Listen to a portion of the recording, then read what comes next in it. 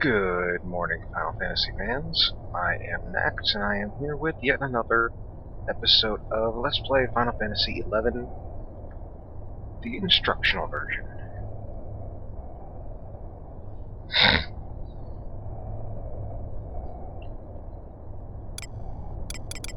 We have right off the bat. Okay. Well, anyway, I am here in Gusgen Mines, where I have just got my last support job quest item. Magic Skull from a ghoul. This is in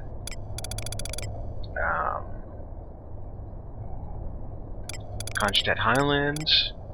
There's almost always a party going on in here, and I'm about that level, so that's why I got the IMs. But what you need for the Selbina version of this quest is a crab apron from a snipper, a magic skull from a ghoul, and a damselfly worm from a damselfly. If you're on the other side, you'll need a bloody robe from a banshee, I think. A cup of Dommel saliva from a Dommel, and a wild Rarab foot. Not very lucky for the poor little rabbit. They can all be found out in... Well, the ones for this area can be found out in... well, there's obviously one here, but the rest can be found in the Valkyrie Dunes. On the other end, they can all be found in the Bubarinu Peninsula. I have no idea if I'm pronouncing that right, so if I'm not... Blarg.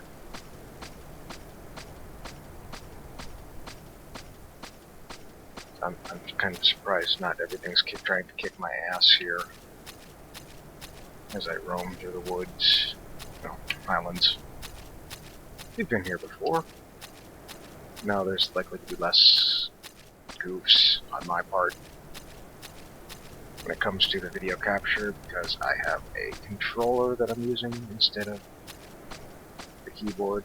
Still kind of a keyboard, but the controller's nice too. You can relax, lean back. Anyway. Since this is optimized for, I believe it was optimized for PlayStation 2 originally, as well as the PC,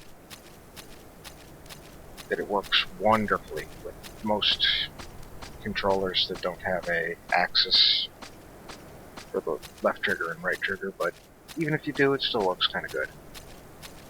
Kind of well, excuse the poor grammar. In this episode, I'll also be starting to look at jobs. I think with the time I have now, I'll be able to get through 2 of them. Well, I hope so, anyway. So that will probably be Warrior and Monk. I think. Yep, Warrior and Monk, since those are the first 2. I'll go in order. Makes sense. We'll be showing those on Nact, my main character that I've been using for the last almost 5 years now.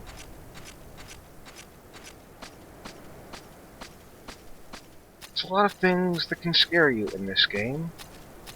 The random notorious monster popping up and biting your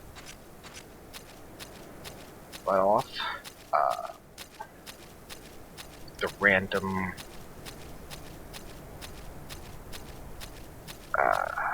10 levels higher than everything else in the area monster that occasionally appears. I ran into one of those on my way to get the skull. I ran into 2 actually, a battering ram in the Latte Toe and a tremor ram here. Pretty much giant sheep. Only they have, there's one right there. Good timing, tremor ram. They are aggressive, they are about level 25. So I would check it, and it would be very tough, seems to have high defense, it will eat me. so I'm not going to go over and try to tickle his toes. Get a little mad at me. They're site aggressive. They're not notorious monsters, they just spawn every, I think 5 minutes. There's 2 of them out here, and one of 2 notorious monsters can spawn from them. One is not that bad. You need one of them. You need the horn for the purple belt quest for Monk,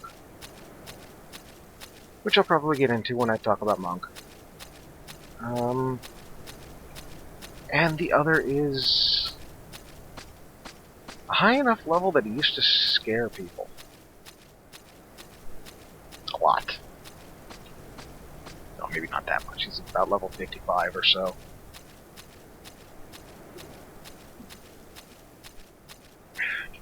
Considering this is about a level 16 area, most of the fuzzy monsters and crawly lizards are about level 14, 12, 14, gradually going up until you get to the goblins, which are about level 16.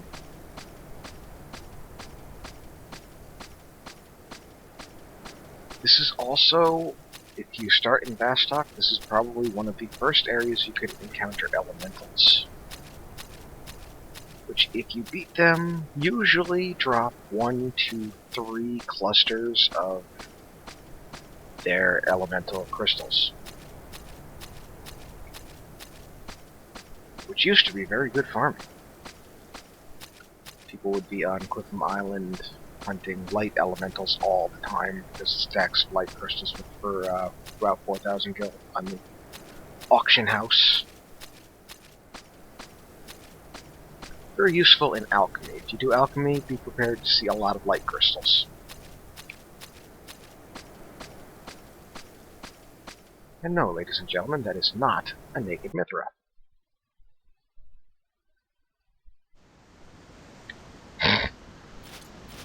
So here we are in the luxurious Falcon Dunes. Back in the old days, he says as he sits in his rocking chair sipping his old whiskey and telling the kids to get off his lawn, this used to be your proving ground. At level 11, you came here, you sought a party, and if you made it out of the dunes without hating your fellow man, then you were good to go. I had a party here that was so horrible that my good friend at the time just quit the game.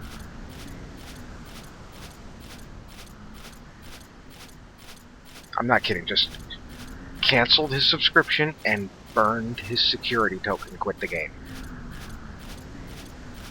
The party leader was a dancer.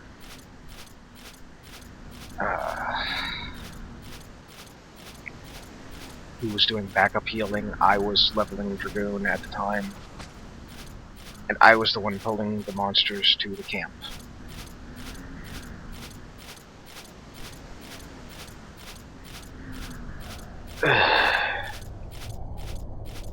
So pretty much the only way you could pull them, unless you were going really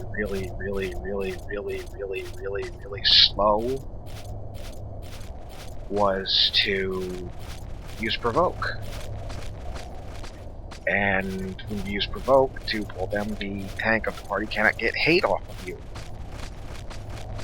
And Dragoons are not really made to take a beating at level 11. We weren't even at level 11, we were at level 10 at the time. Which was the next problem. We had a ninja for a tank. And ninja tanks usually use their ninjutsu utsusemi to create shadows of themselves that take damage instead of them. So they're good for about 3 hits. Nothing will hit them. And then they'll pretty much get their asses chewed off unless they have high evasion. I'm not too worried about him. He can't really bother me too much, and I can probably sneak by anyway. Most things here are strong enough to give me trouble. Speak of the devil.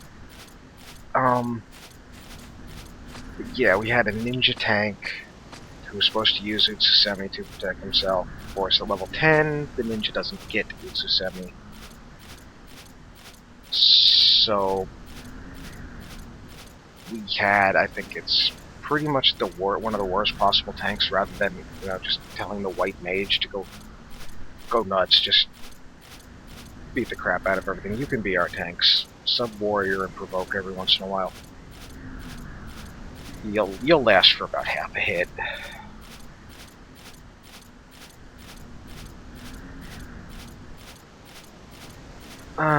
These are your snippers.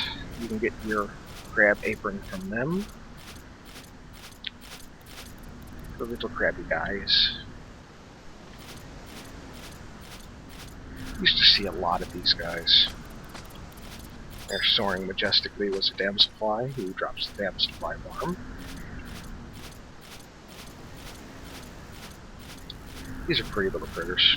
They used to be camped on this area for experience parties and camped in the other area where they spawn by people after Valkyrie Emperor, the notorious monster damselfly that drops a really awesome hairpin. Gives 10 evasion, plus I think it's just 10 evasion. I'm not entirely sure, but it's a nice hat. Hairpin. Hat, whatever.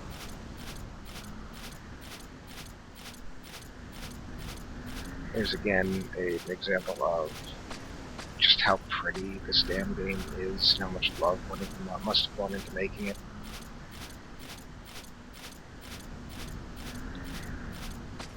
There are plenty of those. And I imagine at the time of its release, this was probably one of the more graphically impressive games of its time. And for a PlayStation 2 game, she has aged beautifully.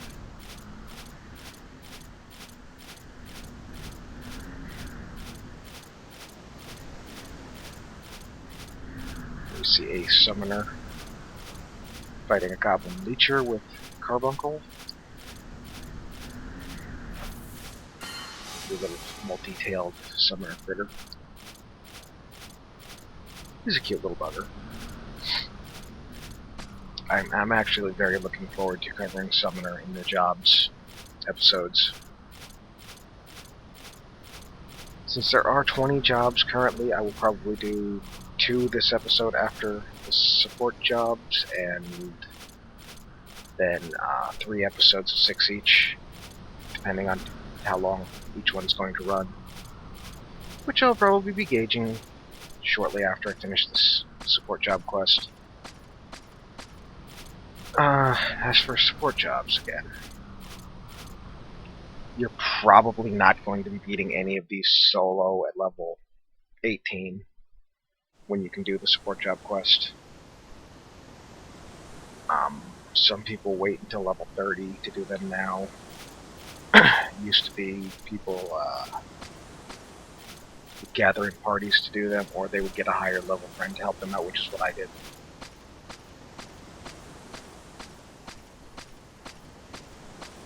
It took kind of a while to get all set up, and this is the lovely city of Selvina. Does some really awesome river dance music if you want to swing on by sometime and just relax to the music. This man. Who is this man, and who are these sheep? You'll see soon enough when I cover notoriety or fame. Anybody that knows him is just groaning right now, having hallucinations about corn. So much corn. So much corn. Of course, little fishing village. Nice little town. Not the nicest of views because the seawater has kind of a, I don't know, like gunk look to it. But, yeah, can't have them all, win them all. Here is your man. Isaac, I'm not even gonna, yeah, excuse me, had the hiccup, try to pronounce that. So he is at G10. I don't have the map because I don't have the map. You talk to him, and he will give you the quest. You want to be an adventurer? You got a long way to go. Fought in vain. Ending tragedy. Answer came to him. Teaches survival techniques. Am I ready? You bet. Bring me a damn supply worm. So you just trade him your little worm. Well, we made it a few minutes without a dick joke. Next, you will desire a magic skull.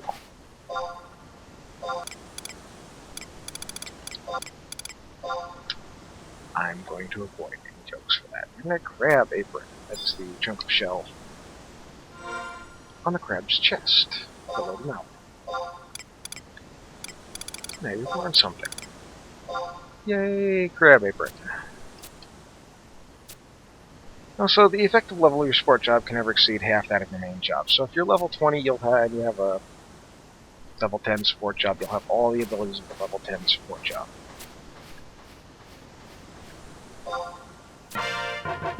So if you're level 99, you want your support job to be at 49, and you'll have all the abilities within reason. There are some that you do not get. The White Mage you will not get at the Applatuses, because somebody at Square Enix decided that would just be too powerful, which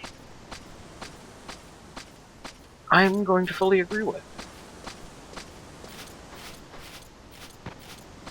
But if you are a level, say, 50 monk and your support job is warrior, you'll have everything up to level 25 for warrior, including double attack and berserk, which are very, very sexy.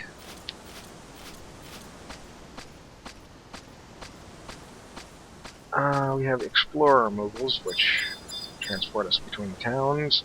If you are level 20 or higher, I am not. So I will end this portion of the video here, and be back in a moment. And here I am back, I hope. Since I am a complete idiot, and I let my mod locker lapse, I am coming to you from the beautiful Wajom woodlands just outside of Alzabi. Mod locker is something that you get as a storage option once you get in a little ways to the treasures of Aht Urhgan storyline.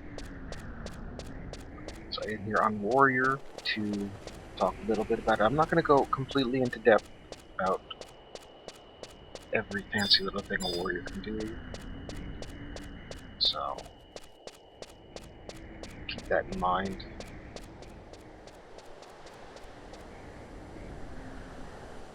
Looks like he's made a friend. I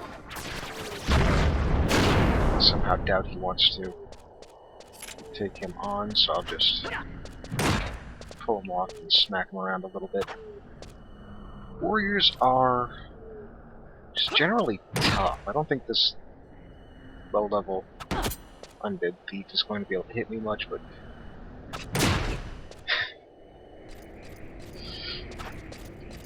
yeah, you can see that. There's one of the staple warrior abilities, Berserk. So I was doing about 200 damage before. Let's see how much I do per hit this time. About 250. It's fairly good. We have Retaliation, which is a nice ability. Warrior used to be a low-level tank, but then it was pretty much forgotten about after level 50. Maybe a damage dealer. Beyond that, I don't know. I'm not really sure of my macros.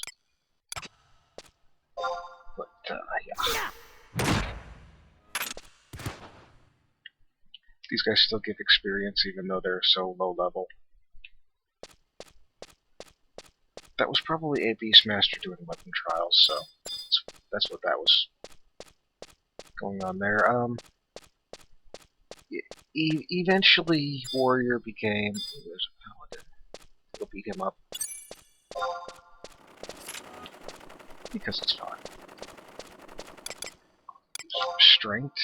Strength actually boosts my weapon skill damage over time. Ah, that's nice. Little toys here. Blood Rage. Will increase my critical hit rate. And the critical hit rate for any party members nearby.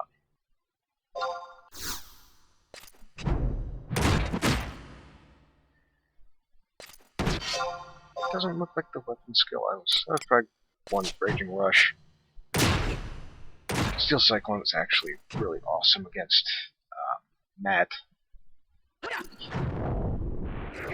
Limit Break Man, whom you will meet shortly in these videos. This is a huge pain in the ass.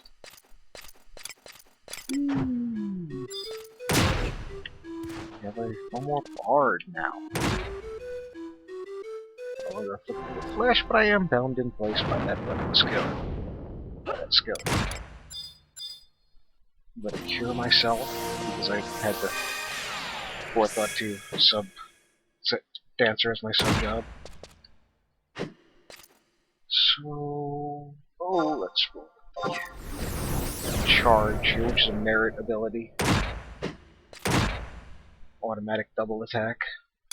Kind of blarg. Anyway. Let's just check out the Raging Rush here. Which is a critical weapon skill. Which means it can do a critical hit. It means if you use it in Abyssia, you're going to absolutely destroy whatever you hit. If you're using the right Atlas. For Warriors, old job used to pretty much be to provoke. You know, job abilities that boost your strength at the expense of your defense, boost your accuracy at the expense of your evasion, your defense at the expense of your attack. You will counterattack, but you will be slowed in normal movement. You get Warcry after low level 2.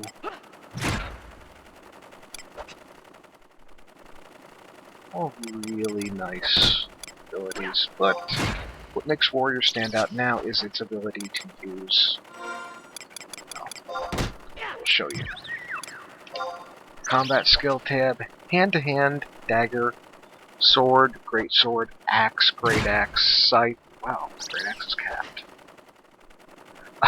Polearm, club, staff, marksmanship, all native to Warrior, which is really cool. I was unaware that I had so many skills capped, to be honest. But in my abysmal stats, in Abyssia, Warrior was brought in pretty much because weapon skills for different weapons needed to get drops from certain enemies. Warrior pretty much has most of them covered. Most, if not all. So I don't have to go chasing everything. And because Warrior can do this neat little weapon skill called Fell Cleave. So if you ever see a shout for a FC party, that's what it is. Basically, somebody protects the Warrior so he doesn't take any damage, and he does that. Usually repeatedly over and over and over and over again to a whole bunch of enemies. And just pretty much devastates the area.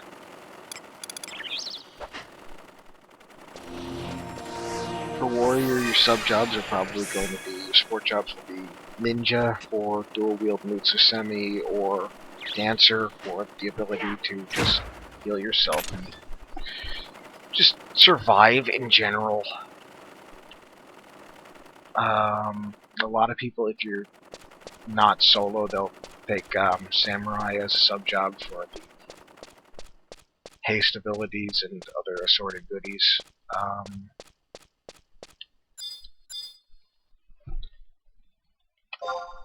But the big deal is the Fell Cleave at this point in time. If you use it with your Warrior's 2-hour, which we've covered before, it's a guaranteed critical hit every time you hit, and if you're...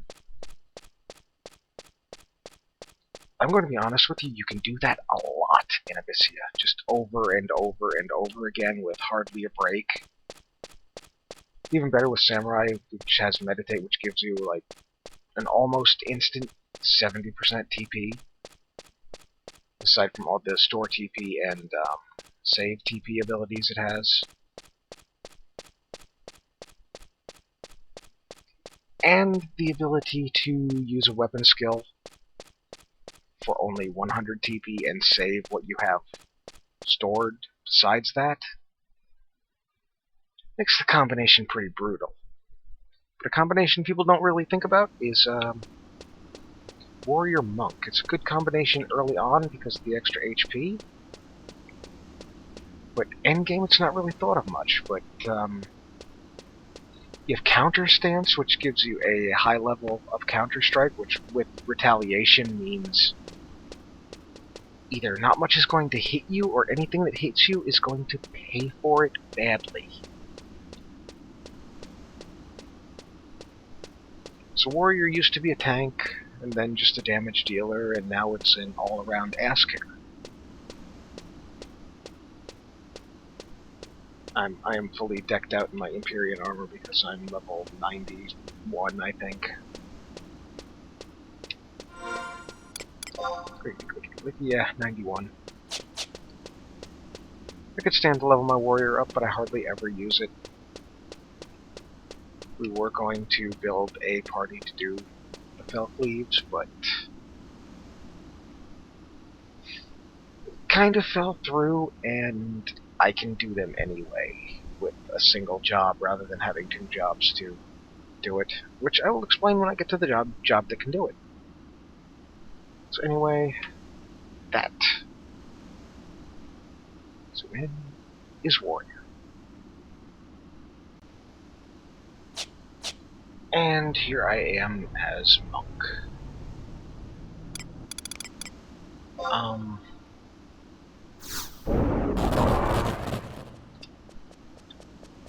Honestly, I don't have monk leveled to what I should have it leveled to. It's only level 61. I haven't been at it that long. Probably all of my skills are capped though. Except for guarding and throwing. I don't know why throwing is even one of Monk's native stats, but yeah. Club, staff, hand-to-hand are your big Monk abilities. Evasion actually plays a good part in the life of a monk. I am in the monk artifact armor. Monk is pretty much just a damage dealer. Abilities to boost its jaw dodge, the accuracy,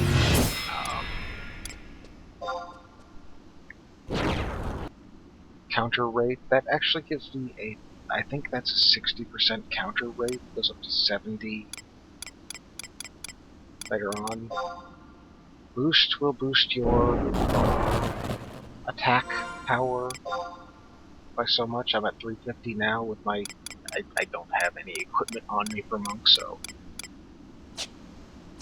There is that. You can use it every 15 seconds. I think you can do I have no idea, but it was at 350. Another boost will give me 398. So yeah, my Temple Gloves enhance the boost effect. I think they give it a, instead of 15% boost, it's like 20% boost. So there's another reason why I'm actually in the artifact armors, because all of the artifact armor is useful. The Temple Crown, if you use it during focus, it enhances focus. It boosts your accuracy, I think, by 10. Temple Gloves enhance boost, which we just went over. Temple Cyclist enhances chakra, which will heal you more every time you use it. Let's see, that's a HP restoring ability. Just capped my HP, whatever it was down from. Temple Hose, meh, not really that great. Temple Gators enhance dodge. They give you, I think it's a little bit extra evasion. It's enough to warrant having all of these things on you if you're going to use the job abilities. Very handy. But yeah, Monk pretty much used to be an all-around damage dealer. Deals heavy blunt damage. Since Viscia, they have come into their own as heavy tanks because they deal so much damage so quickly. Monk weapon skills are absolutely awesome. You start with combo. That is your very first weapon skill. It's a 3-hit combo. And it is a fairly awesome weapon skill right up until level 40-something when you get Raging Fists. A 5-hit combo. And 71 when you get I can't remember the name of it, but it's an 8-hit combo. It's fairly awesome.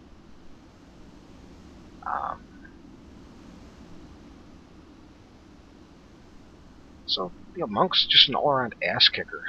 Ridiculously high HP, high enough evasion to be... what is this mess? High enough evasion to be a contender. And just high enough evasion, high enough damage, high enough ability to hold hate that a monk and a white mage can solo most endgame content in Abyssia. So you have the wonders that is Monk. I'm not going to go out and punch any birds because I'm too low level and I don't have any weapons, so that is all for this episode. I will see you next Wednesday.